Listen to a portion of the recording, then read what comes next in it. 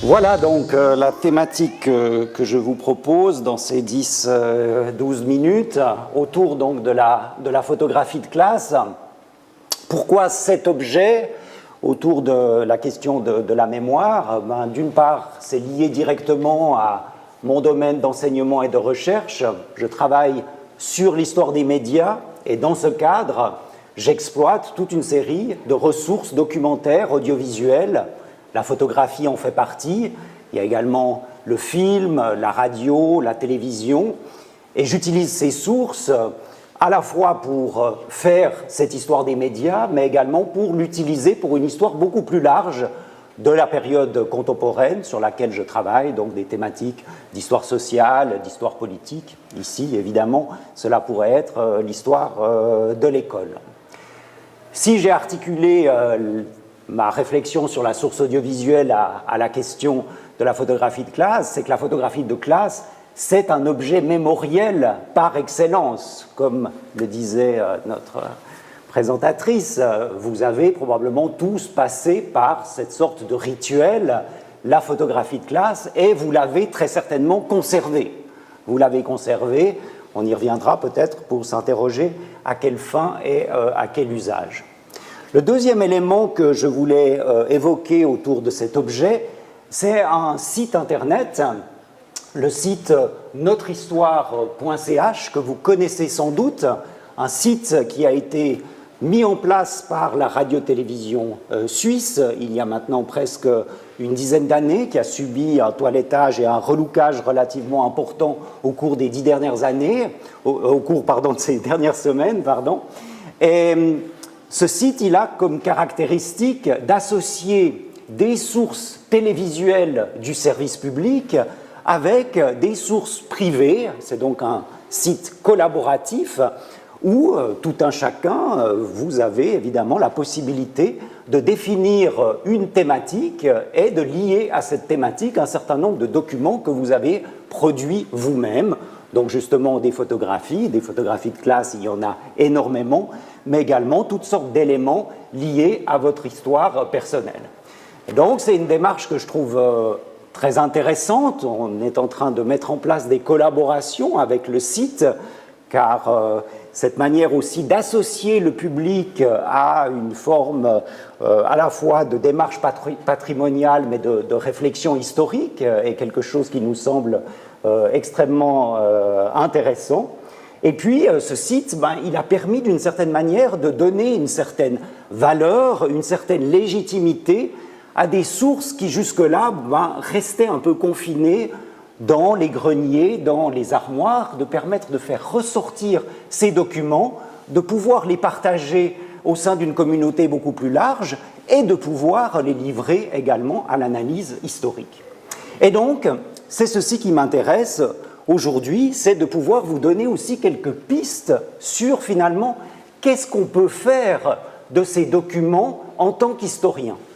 A priori, ce sont des documents qui peuvent paraître extrêmement normés, extrêmement répétitifs.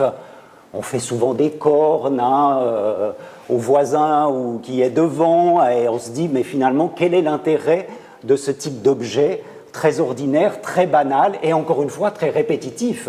Qu'est-ce qui ressemble plus à une photographie de classe? Finalement une autre photographie de classe. Et donc ce qui m'intéresse moi c'est d'essayer de vous montrer que avec des outils fournis par la démarche historique, on peut décoder ces images, on peut les faire parler. Alors on peut les faire parler de différentes manières. Le premier, c'est de s'attacher aux éléments documentaires inscrits dans l'image elle-même. Alors évidemment, j'aurai l'occasion de parler de ce que l'on peut apprendre sur l'école, qui est évidemment le cadre majeur de la photographie. Mais ce type d'image nous donne également des informations sur le média, sur la photographie. Finalement, la photographie de classe, elle ne peut pas se comprendre sans une réflexion sur la photographie elle-même. La photographie de classe, elle émerge à peu près dès les années 1860, donc une trentaine d'années après la photographie, mais elle va surtout se développer dans les dernières années du XIXe siècle. Et à cela, il y a un certain nombre de facteurs explicatifs qui sont liés à l'histoire du média, à savoir que pour qu'il y ait photographie de classe, évidemment, il faut qu'il y ait des photographes qui puissent se déplacer dans les établissements concernés avec un matériel qui soit relativement portable, relativement léger, ce qui implique déjà une certaine étape dans l'histoire de la photographie. Il faut des conditions de lumière extrêmement importantes, surtout au début. C'est pour ça que les photographies de classe des premiers temps, elles sont en plein air, elles ne sont pas en classe pour ces questions de lumière qui ont une incidence sur le temps de pose. Et puis, il faut que cette photographie de classe, elle puisse être reproductible, parce que c'est un élément fondamental de ce support et de ce type de genre photographique, c'est que finalement, le tirage puisse être transmis ensuite potentiellement à toutes les personnes qui ont participé à la photographie. Donc, d'une certaine manière, cette histoire, elle permet de faire une histoire en creux du média. Un autre élément documentaire intéressant, c'est autour des conditions sociales et économiques de la population, et cela dans la longue durée. Ici, je vous donne juste un exemple d'une classe de Saint-Symphorien, donc dans le Lavaux, au cours de la Première Guerre mondiale. Donc, à travers le vêtement, on voit évidemment toutes sortes d'éléments très très pertinents pour nous donner des indications sur la condition sociale et économique d'une population. Ici, population qui est extrêmement simple, je ne vais pas parler de dénuement, hein, on est en Suisse, pas dans les slums londoniens, mais disons, on voit dans l'analyse même du vêtement, l'absence également évidemment de bijoux, etc., qu'on est dans une population qui vit dans des conditions relativement simples. Et évidemment, ce serait intéressant d'associer sous forme d'une cartographie toutes ces photos de classe, ce qui nous permettrait de montrer les différences sociales, même d'un quartier à un autre, par exemple. Un autre élément que je trouve intéressant dans la photographie de classe, c'est qu'elle nous montre à la fois des changements sociaux et comment ces changements sociaux, en même temps, sont inscrits dans une certaine tradition. Ici, dans cette photographie des années 60, dans une école à Sierre, on voit émerger, ce qui est aussi très intéressant à analyser dans les photos de classe, une forme de mixité culturelle qui se voit à travers notamment cette étudiante noire au deuxième rang, et en même temps on a un cadre, pourtant dans les années 60, moment où finalement un peu de libéralisation de l'éducation, un cadre qui est encore très très rigide, marqué par le port de la blouse pour les hommes comme pour les femmes, et puis la présence de cette religieuse.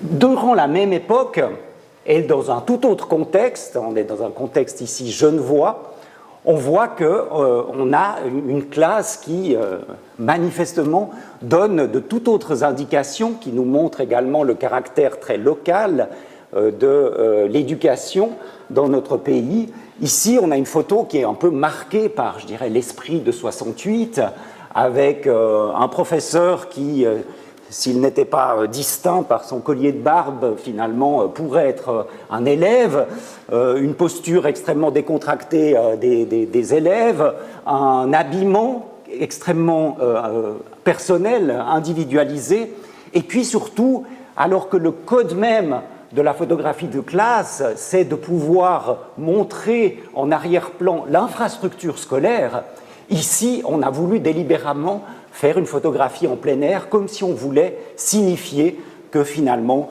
il fallait d'une certaine manière prendre désormais un peu ces distances de l'institution scolaire. Alors il y a un autre élément qui m'intéresse dans la photographie de classe, à un autre niveau, c'est sa dimension symbolique. Non plus lire à travers un certain nombre d'éléments qui sont présents sur la photo, mais essayer de replacer la photographie dans son contexte de production. Finalement, derrière la photographie, il y a un dispositif étatique qui finalement veut, à travers la photographie, transmettre un certain nombre de valeurs. Ici, ce que je trouve très intéressant dans cette photographie des années 30, c'est qu'on voit que l'école veut véritablement se présenter avec, je dirais, un dispositif où on retrouve l'environnement de la classe, mais avec de manière implicite un message. Chacun est à sa place, ça c'est le dispositif relativement contraignant, disciplinaire, autoritaire de l'école, qui est marqué également par la figure de l'instituteur au fond de la classe, mais chacun a sa place. Chacun est à sa place, mais chacun a sa place. C'est-à-dire que c'est le modèle de l'école démocratique où finalement chacun a une place assurée dans un dispositif au-delà de ces différences de genre, de ces différences sociales. Dans cette autre photographie, vous avez un dispositif qui, pour moi, est un manifeste d'une nouvelle pédagogie qui est en train de se mettre en place. On retrouve le cadre de la classe, mais celui-ci a bougé. Donc on voit que les bancs ont été réorganisés pour la photo, et ce n'est pas une réorganisation spatiale, artificielle. Ça nous montre également que l'on pense désormais la transmission pédagogique selon un rapport moins rigide qu'auparavant. On peut se déplacer, on peut créer des groupes de travail, on peut utiliser l'espace de la classe pour développer des activités qui sont des activités variées. Et puis, au centre de la photo, on voit le manuel que l'on va utiliser, mais le manuel qui va être en réponse peut-être avec d'autres éléments didactiques qui peuvent être affichés sur les murs de la salle, par exemple. Et puis, troisième élément, pour montrer aussi que les valeurs, elles sont également au centre, au propre comme au figuré, du cliché. Ici, ce rappel, faites silence devant l'Éternel, on est quand même dimanche matin. Et évidemment, on aurait pu trouver aussi d'autres emblèmes ou d'autres éléments représentatifs de certaines valeurs sociales et politiques. J'imagine peut-être un drapeau. Moi, j'en ai pas tellement trouvé dans les photographies que j'ai consultées sur le site Notre Histoire. Pas tellement de drapeaux suisses, pas tellement de drapeaux cantonaux, pas tellement de figures politiques. Évidemment que si on se déplaçait dans un autre espace géographique, la France, la Grande-Bretagne, l'Allemagne, durant certaines périodes, on verrait apparaître peut-être des figures politiques. J'aborde le troisième volet et je m'arrêterai là pour dire que l'analyse historique de la photographie, elle ne se limite pas à son moment de production. Ce qui est intéressant, c'est justement d'analyser la photographie comme support mémoriel. La photographie, elle est destinée à être conservée, à être transmise, à être commentée, notamment dans un cadre familial, avec comme support l'album de famille auquel on va revenir et qui va permettre à des parents, à des grands-parents de discuter avec leurs enfants ou leurs petits-enfants de l'école qu'ils avaient connue. Aujourd'hui, on a des albums qui se constituent de manière extrêmement simple avec ce type de propositions. Et puis, la photographie de classe, elle nourrit aussi un discours qui est un discours politique que l'on retrouve dans l'espace public. Chaque nouveau venu dans l'espace politique, bon ici ça renvoie à un article de 2015, c'est son entrée au gouvernement et non pas son intronisation comme président, mais finalement on revient toujours avec un nouveau chef d'État sur sa période scolaire, à la fois pour montrer que même si c'est un grand homme, il a passé par le creuset de l'école, donc c'est quelqu'un qui d'une certaine manière est un citoyen comme les autres, mais qu'au sein de l'école, il a également acquis un certain nombre de compétences, mais aussi un groupe social, il a acquis un certain nombre, un réseau social qu'il va pouvoir ou qu'il a pu mobiliser ou dont il se revendique par rapport à son activité présente. Donc voilà un petit peu ce que je voulais vous dire autour de cet objet qui peut paraître extrêmement banal, que la photographie de classe. J'espère que vous relirez peut-être ou reverrez les vôtres avec un autre regard, à la fois avec ce regard de l'historien et puis je dirais aussi ce regard peut-être de l'anthropologue qui montre combien la photographie de classe est le support d'une mémoire individuelle, mais également d'une mémoire collective. Je vous remercie.